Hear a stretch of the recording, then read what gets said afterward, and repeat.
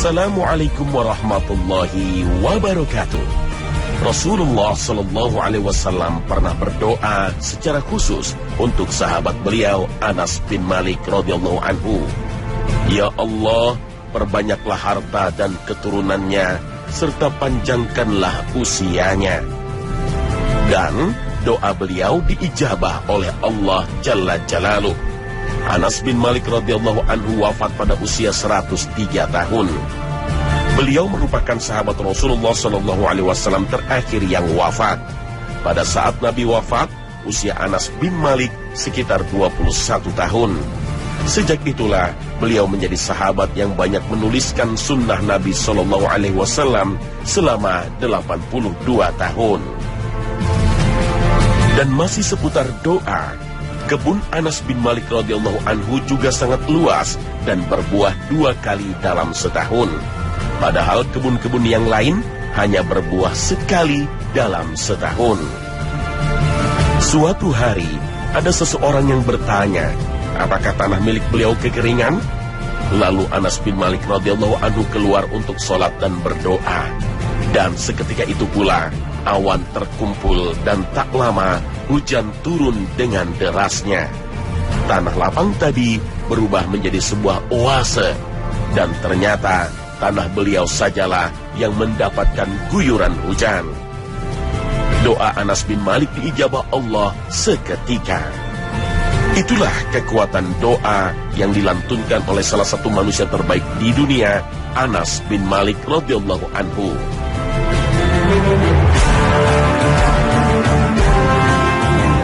Doa berasal dari kata da'a yang mengandung arti memanggil. Sedangkan menurut istilah syara, doa mengandung arti memohon sesuatu yang bermanfaat. Allah Subhanahu wa Ta'ala menjelaskan kalimat doa dengan berbagai makna. Di antaranya, doa bisa bermakna ibadah, panggilan atau seruan, perkataan atau keluhan, meminta pertolongan dan permohonan. Allah Azza wa Jalla telah memerintahkan manusia untuk senantiasa berdoa. Dan barang siapa yang senantiasa meminta kepada Allah, maka Allah akan mengabulkan segala permintaannya. Sebagaimana firman Allah Subhanahu wa Ta'ala, berdoalah kepadaku, niscaya akan kuperkenankan bagimu. Sesungguhnya orang-orang yang menyombongkan diri dari menyembahku akan masuk neraka jahanam dalam keadaan hina dina. Al-Quran Surah Al-Mu'min ayat 60. Sejatinya, tujuan berdoa adalah untuk meningkatkan kedekatan diri manusia kepada Allah, sekaligus untuk memperbaiki diri. Ibnu Athaillah dalam bukunya Al-Hikam menjelaskan bagaimana manusia menginginkan sesuatu yang luar biasa dalam setiap untayan doa.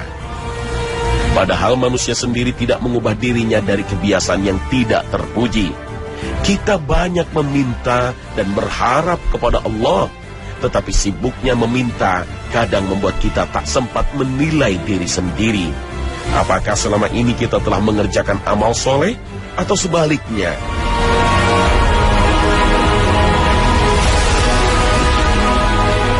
Allah Subhanahu wa Ta'ala dengan segala keagungan akan senantiasa mengabulkan setiap permohonan hambanya.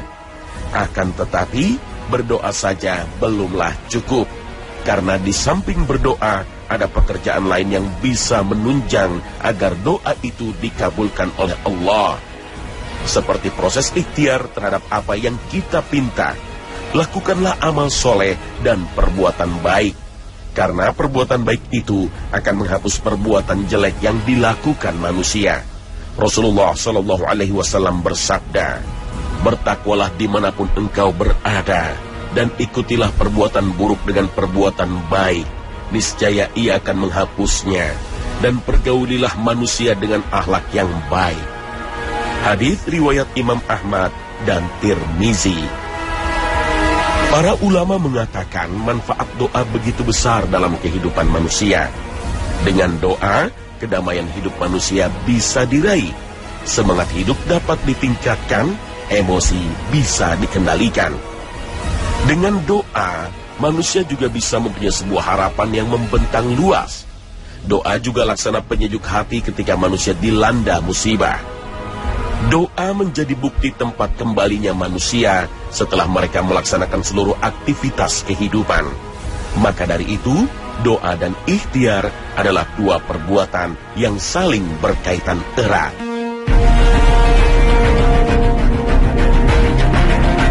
Banyak kisah sukses orang-orang terdahulu maupun sekarang yang berawal dari doa yang ia panjatkan. Syekh A'id Al-Qarni mengatakan, hanya dengan doa manusia bisa menuai berbagai kesuksesan dalam hidupnya. Seperti kisah doa seorang ibu kepada anaknya, Abu Abdullah Muhammad bin Ismail bin Ibrahim bin Al-Mughirah bin Badrizbah Al-Ju'fi Al-Bukhari. Anak ini lahir pada tahun 94 Masehi dan biasa dipanggil Al-Bukhari. Tapi beberapa saat setelah kelahirannya, Al-Bukhari terserang penyakit buta. Dan Allah menakdirkan Al-Bukhari menjadi yatim sejak kecil. Sang ibu tanpa henti berdoa kepada Allah Azza wa Jalla untuk meminta kesembuhan bagi buah hatinya. Hingga pada suatu malam, ibunda Al-Bukhari bermimpi. Ia melihat Nabi Ibrahim alaihissalam berkata, "Wahai fulana, sesungguhnya Allah telah mengembalikan penglihatan atas kedua mata putramu. Hal ini terjadi karena seringnya engkau berdoa." Dan Masya Allah, pada keesokan paginya, Al-Bukhari mampu melihat lagi. Al-Bukhari mampu melihat keindahan dunia, kira-kira di usia 10 tahun. Setelah terbebas dari penyakit buta, ibunda Al-Bukhari memberi anaknya fasilitas tanpa batas dalam hal pendidikan. Ibunda Al-Bukhari memiliki simpanan harta yang terbilang cukup dari peninggalan Ismail, almarhum suaminya. Dan tabungan itu menjadi biaya pendidikan Al-Bukhari. Di masa itu, biaya pendidikan Al-Bukhari mencapai 500 dirham setiap bulannya. Dan atas rahmat Allah, Al-Bukhari tumbuh menjadi seorang anak yang luar biasa cerdas. Al-Bukhari rajin mendatangi majelis-majelis ilmu dan sudah mampu menghafal Al-Quran di usia muda. Kini, umat Islam mengenal Al-Bukhari sebagai ahli hadis dengan derajat hadis sahih tertinggi di antara perawi hadis lainnya di dunia. Berkat doa sang ibu yang membebaskan kebutaannya ketika kecil melihat dunia.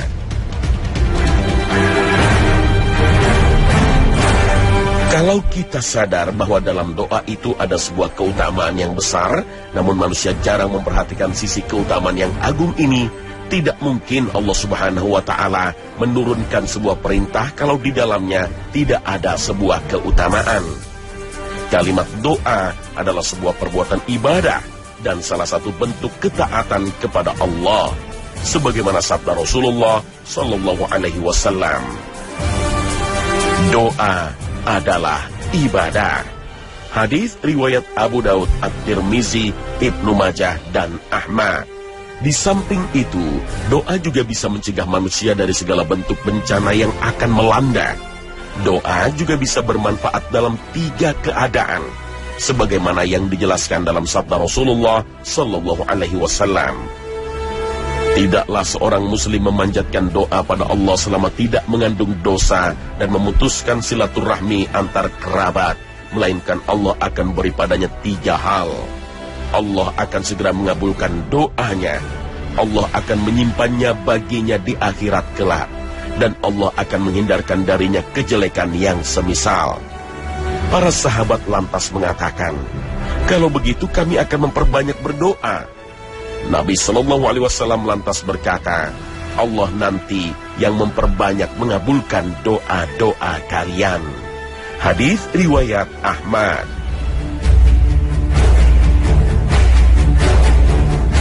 Banyak di antara manusia yang berdoa kepada Allah, akan tetapi mereka tidak pernah memperhatikan apa yang mereka kerjakan. Karena bisa jadi hanya karena sebuah pekerjaan yang tidak diridhoi ternyata mampu menghambat doa yang diinginkan. Para ulama menyebutkan bahwa dalam berdoa terdapat syarat-syarat yang mesti dipenuhi agar doanya bisa dikabulkan Allah Subhanahu wa Ta'ala. Adapun syaratnya menurut ulama diantaranya adalah khusyuk dan ikhlas karena Allah semata. Khusyuk dan ikhlas adalah syarat akan diterimanya ibadah seorang hamba. Semua amalan yang dianjurkan dalam Islam harus dengan diiringi khusyuk dan ikhlas untuk Allah semata. Tidak akan diterima amalan kita tanpa keikhlasan kepada Allah, walaupun itu kebaikan yang kita lakukan sehari-hari seperti sholat, sebagaimana firman Allah yang Maha Agung. Dan sesungguhnya masjid-masjid itu adalah kepunyaan Allah, maka janganlah kamu menyembah seseorang di dalamnya di samping menyembah Allah. Al-Quran Surah Al-Jin ayat 18. Dalam berdoa disunnahkan tidak tergesa-gesa. Ketahuilah bahwa perbuatan tergesa-gesa adalah salah satu perbuatan setan. Sebagaimana sabda Rasulullah SAW, akan dikabulkan doa salah seorang di antara kalian selama tidak tergesa-gesa. Dia berkata, aku sudah berdoa tetapi belum juga dikabulkan. Hadis riwayat Muslim.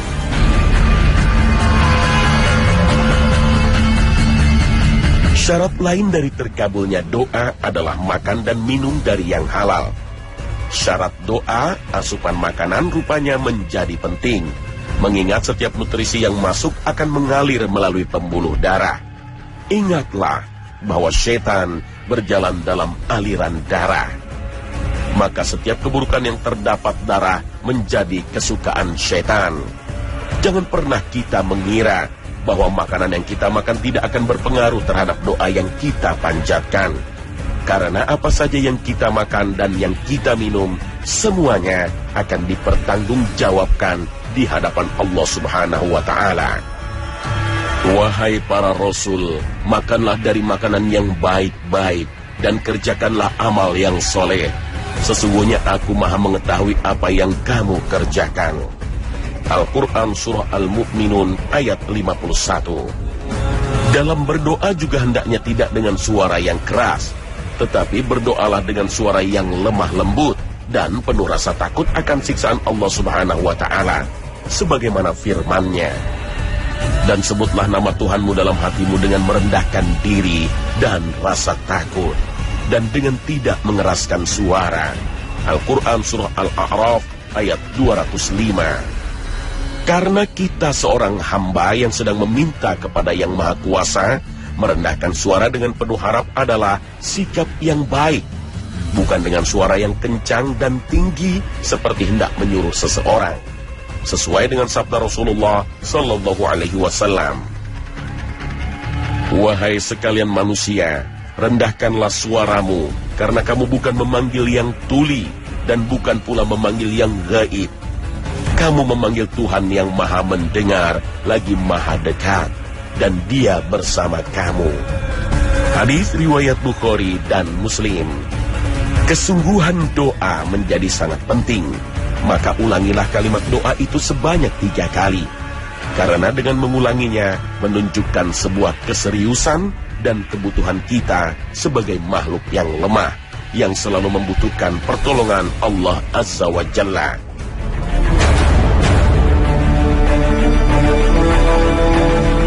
Begitupun yang disampaikan baginda Rasulullah Sallallahu Alaihi Wasallam adalah para nabi alaihissalam apabila beliau berdoa 3 kali, dan apabila meminta juga meminta 3 kali. Hadis riwayat Muslim. Keseriusan apa yang kita pinta kepada Allah akan memastikan bahwa permintaan benar sesuai dengan doa yang dipanjatkan, sebagaimana firman Allah Ta'ala, aku mengabulkan permohonan orang yang berdoa apabila ia benar-benar berdoa kepadaku. Al-Quran Surah Al-Baqarah ayat 186. Menunggu keputusan Allah harus dengan kesabaran, dan dilanjutkan dengan sholat hajat sebagai sarana terkabulnya doa. Hendaklah kita mempunyai sifat sabar serta senantiasa mendirikan sholat, karena sabar dan sholat akan mempermudah proses terkabulnya doa, sebagaimana firman Allah Ta'ala, hai orang-orang yang beriman, jadikanlah sabar dan sholat sebagai penolongmu. Sesungguhnya Allah beserta orang-orang yang sabar. Al-Quran Surah Al-Baqarah ayat 153.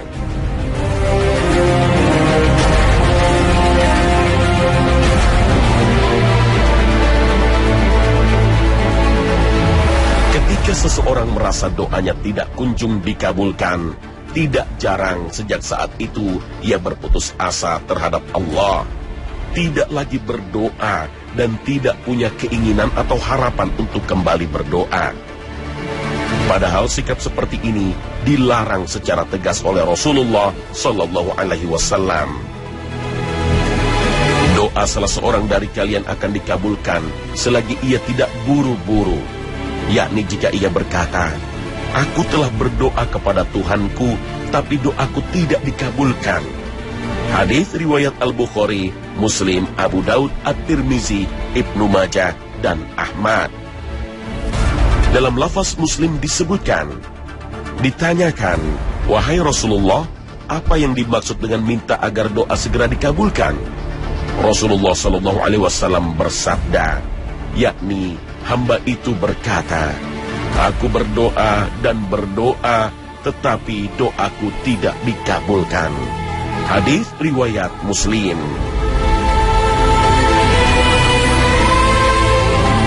Kita semestinya menyadari bahwa ada banyak sebab mengapa sebuah doa tidak segera dikabulkan oleh Allah Azza wa Jalla. Kita juga hendaknya paham bahwa hikmah besar pasti selalu ada di balik tidak dikabulkannya sebuah doa. Tidak dalam waktu cepat.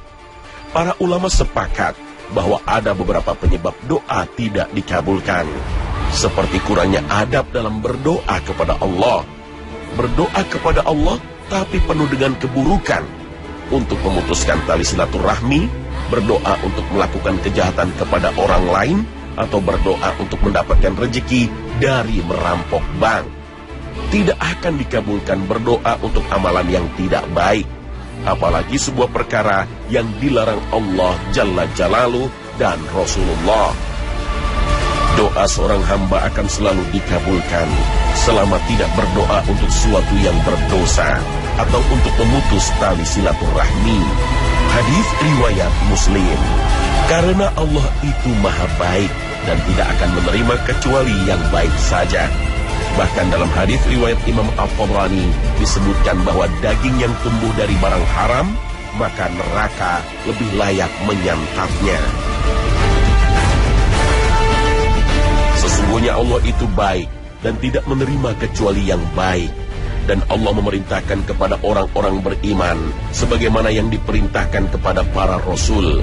Beliau membaca, "Wahai para rasul, makanlah dari makanan yang baik-baik dan kerjakanlah amal yang soleh. Sesungguhnya aku maha mengetahui apa yang kamu kerjakan." Dan membaca, "Hai orang-orang yang beriman, makanlah di antara rezeki yang baik-baik yang kami berikan kepadamu." Kemudian beliau menyebutkan seseorang yang bepergian jauh, kucel dan acak-acakan, menengadahkan kedua tangannya ke langit dan berkata, "Ya Rab, Ya Rab." Sedangkan makanannya haram, minumannya haram, pakaiannya haram, dan memakan barang yang haram, bagaimana mungkin akan dikabulkan? Hadis riwayat Muslim. Menggantungkan harapan dalam berdoa, seperti perkataan, "Ya Allah, ampunilah hamba jika engkau berkehendak," atau "Rahmatilah hamba jika engkau mau." Karena doa adalah harapan dan sekaligus sebuah permintaan yang ingin dikabulkan, jadi seorang hamba haruslah berdoa dengan penuh keyakinan, tidak dengan kata-kata yang penuh keraguan seperti pemakaian kata "jika." Rasulullah bersabda, "Jangan salah seorang di antara kalian mengatakan dalam doanya, 'Ya Allah, ampunilah hamba jika engkau mau. Ya Allah, rahmatilah hamba jika engkau mau,' agar menunjukkan keyakinan dalam doanya, karena tidak ada yang memaksanya untuk berdoa." Hadis riwayat Bukhari dan Muslim.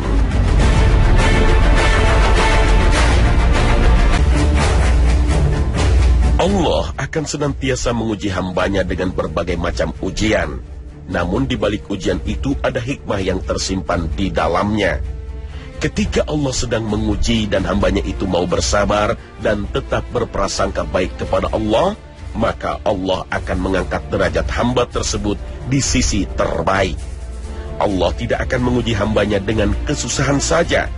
Akan tetapi, Allah juga menguji hambanya dengan berbagai macam kesenangan. Setiap yang bernyawa akan merasakan mati. Kami akan menguji kamu dengan keburukan dan kebaikan sebagai ujian yang sebenar-benarnya. Dan hanya kepada kamilah kamu akan dikembalikan. Al-Quran Surah Al-Anbiya ayat 35. Dan ingatlah, satu sifat buruk manusia adalah cepat berkeluh kesah pada suatu keadaan. Ketika mendapatkan nikmat, manusia akan selalu merasa kurang. Sementara jika musibah tiba, ia berputus asa. Sungguh manusia diciptakan bersifat suka mengeluh. Apabila dia ditimpa kesusahan, dia berkeluh kesah. Dan apabila dia mendapat kebaikan harta, dia menjadi kikir. Al-Quran Surah Al-Ma'arij ayat 19. Padahal inilah bukti kasih sayang Allah kepada hambanya. Jangan bayangkan seperti apa bentuk kasih sayang Allah, kecuali hanya Allah sendiri yang mengetahui. Bisa dalam bentuk harta kekayaan, kesehatan hingga hari tua, anak cucu yang berhasil dalam kehidupan, atau kasih sayang Allah berwujud ujian. Allah akan senantiasa menguji hambanya dengan berbagai macam ujian. Apabila hamba tersebut mampu bersabar dan tetap berprasangka baik kepada Allah, maka Allah akan menempatkan dia pada derajat yang tinggi dan sekaligus akan menghapus kesalahan-kesalahan hambanya yang mau bersabar.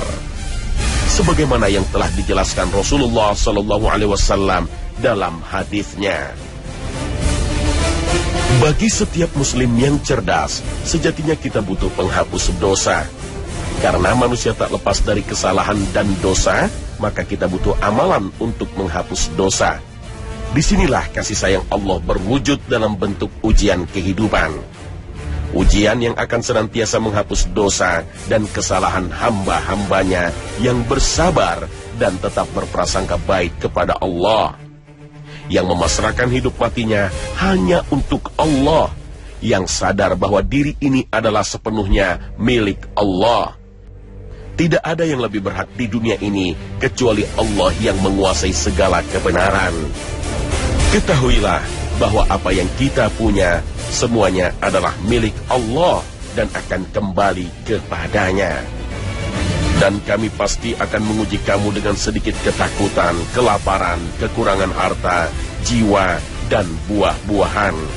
Dan sampaikanlah berita gembira kepada orang-orang yang sabar, yaitu orang-orang yang apabila ditimpa musibah, mereka berkata, Inna lillahi wa inna ilaihi raji'un. Sesungguhnya kami milik Allah dan kepadanyalah kami kembali. Al-Quran Surah Al-Baqarah ayat 155 hingga 156.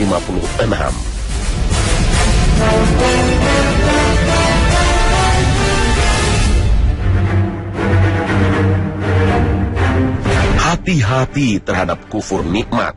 Banyak orang lupa bahwa kesuksesan yang ada sekarang adalah hasil dari usaha dan kerja keras dirinya semata. Sehingga lupa akan bersyukur kepada Allah dan menganggap doa hanyalah hiasan bibir yang dilakukan setelah sholat. Tidaklah kamu perhatikan bahwa sesungguhnya kapal itu berlayar di laut dengan nikmat Allah, supaya diperlihatkannya kepadamu sebahagian dari tanda-tanda kekuasaannya. Sesungguhnya pada yang demikian itu benar-benar terdapat tanda-tanda bagi semua orang yang sangat sabar, lagi banyak bersyukur. Dan apabila mereka dilamun ombak yang besar seperti gunung, mereka menyeru Allah dengan memurnikan ketaatan kepadanya. Maka tatkala Allah menyelamatkan mereka sampai di daratan, lalu sebagian mereka tetap menempuh jalan yang lurus. Dan tidak ada yang mengingkari ayat-ayat kami selain orang-orang yang tidak setia lagi ingkar. Al-Quran Surah Luqman ayat 31 hingga 32. Dalam sebuah hadis Rasulullah SAW menjelaskan bahwa doa bisa mengubah takdir yang Allah Subhanahu wa Ta'ala telah tetapkan. Sekali lagi, hanya dengan kekuatan doa ternyata takdir tersebut bisa berubah sesuai dengan kehendak Allah Subhanahu wa Ta'ala.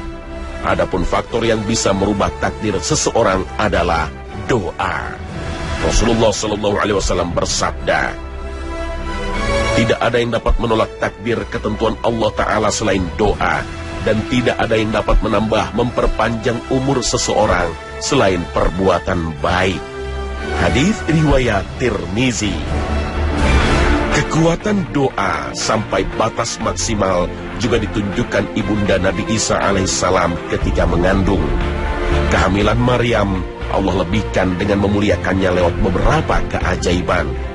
Allah selalu mengirimkan untuknya makanan dan Nabi Zakaria mengetahui hal ini. Waktu berjalan hingga tiba masa Maryam melakukan persalinan. Dia menjauh dari keluarga Zakaria, berjalan menyembunyikan seorang diri bersama kesuciannya. Tanpa bekal ilmu persalinan, tanpa bimbingan orang lain dalam menghadapi saat pertaruhan antara hidup dan mati, Allah berfirman, maka rasa sakit akan melahirkan anak, memaksa ia bersandar pada pangkal pohon kurma. Dia berkata, aduhai, alangkah baiknya aku mati sebelum ini, dan aku menjadi barang yang tidak berarti lagi dilupakan. Maka Jibril menyeru dari tempat yang rendah, janganlah kamu bersedih hati, sesungguhnya Tuhanmu telah menjadikan anak sungai di bawahmu. Maka atas kuasa Allah lahirlah seorang bayi lelaki bernama Isa. Lalu Allah menunjukkan Maryam makanan dan minuman untuk keduanya. Dan goyangkanlah pangkal pohon kurma itu ke arahmu. Niscaya pohon itu akan menggugurkan buah kurma yang matang kepadamu. Al-Quran Surah Maryam ayat 25. Demikianlah, hanya orang yang tetap berharap kepada Allah saja yang dapat bertahan menjalani kehidupan di dunia, sekalipun pahitnya takdir yang mereka jalani. Mereka akan senantiasa menanamkan dalam dirinya bahwa jika mereka memohon kepada Allah dalam keadaan apapun, maka derita dan kesulitan yang mereka hadapi sangat mungkin berakhir dan bahkan berubah. Berdoalah kepadaku, niscaya akan kuperkenankan bagimu. Sesungguhnya orang-orang yang menyombongkan diri dari menyembahku akan masuk neraka jahanam dalam keadaan hina dina. Al-Quran Surah Al-Mu'minun ayat 60.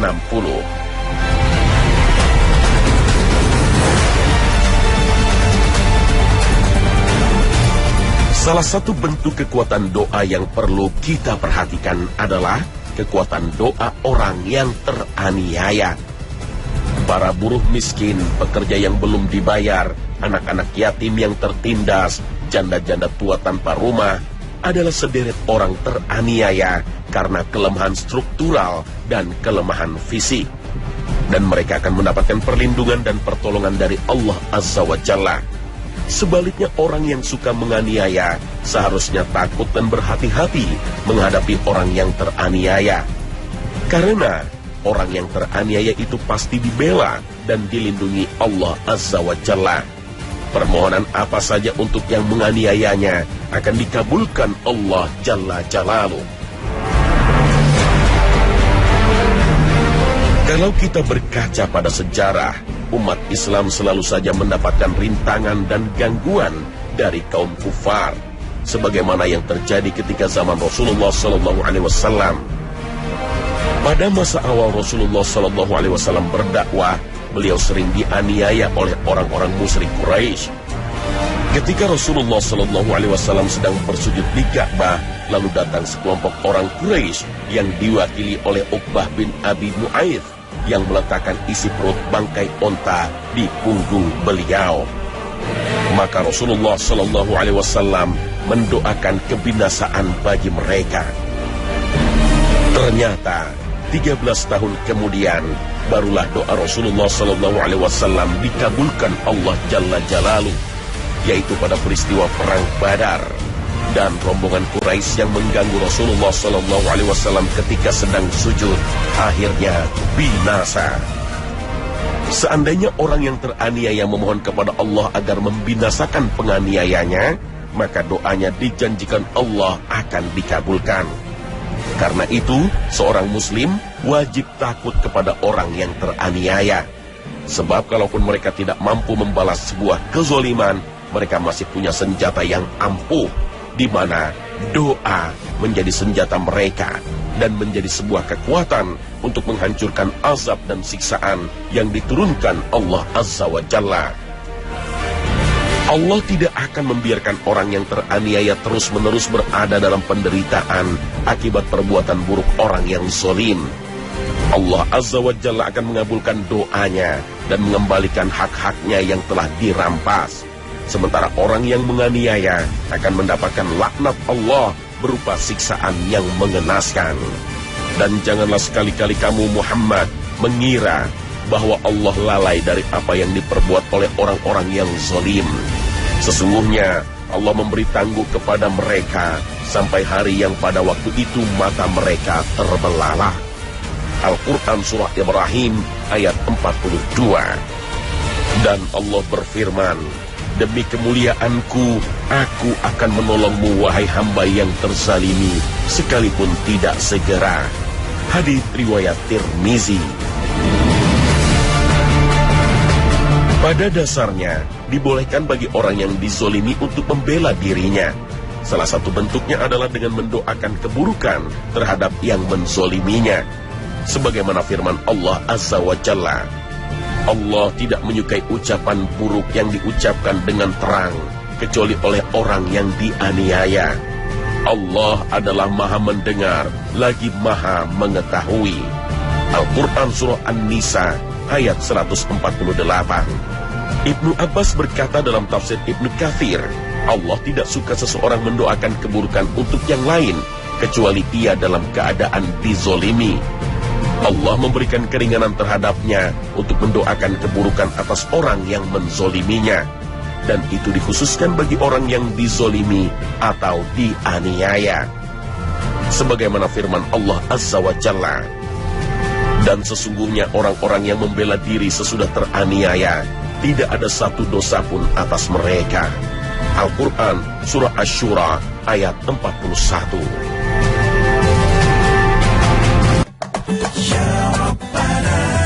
Nah pemirsa, inilah akhir kebersamaan kita dalam Khazanah pagi ini. Semoga dengan tayangan ini, kita bisa menjadi manusia yang optimis dalam menjalani kehidupan ini.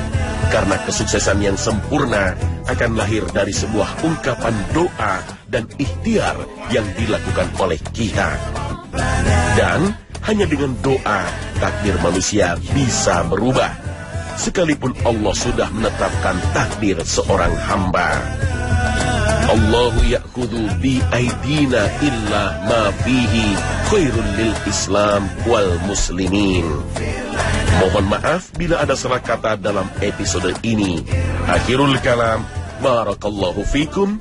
Wassalamualaikum warahmatullahi wabarakatuh.